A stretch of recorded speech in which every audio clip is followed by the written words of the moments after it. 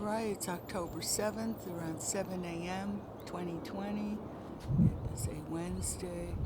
There is what's left of our moon. Very hazy, ionized sky. Chemtrails in the distance. There. Some birds still around singing and very ionized, chalky. There's the moon again. Just very, very ionized, chalky. And supposedly the sunrise.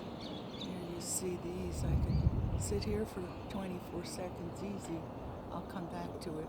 And then we have those lines here in the sky. If you see those, that's all part of the secret plot that is the ionization of the skies and how well it works with 5G and self-driving vehicles, which I found that those little alerts they give for driver assist, if you already have tinnitus and a pacemaker like my friend, you don't pay attention to all those little extra rings.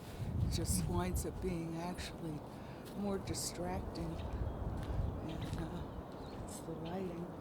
So I just wanted to show you here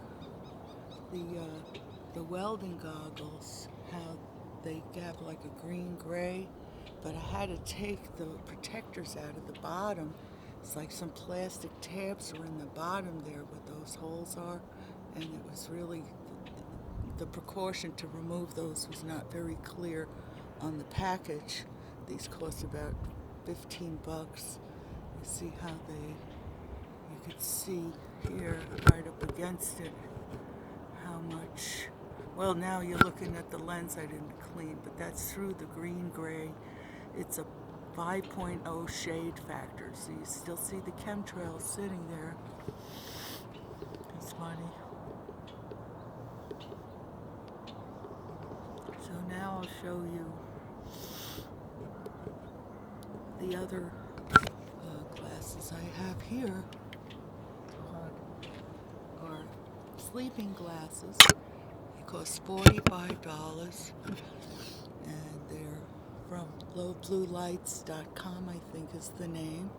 You can't wear them for driving because it makes the green light look olive, so this is sleeping glasses to make the Blue Ridge LED neutralized with some amber so that your pineal gland can rest and your pituitary gland also can stop being burned by LED.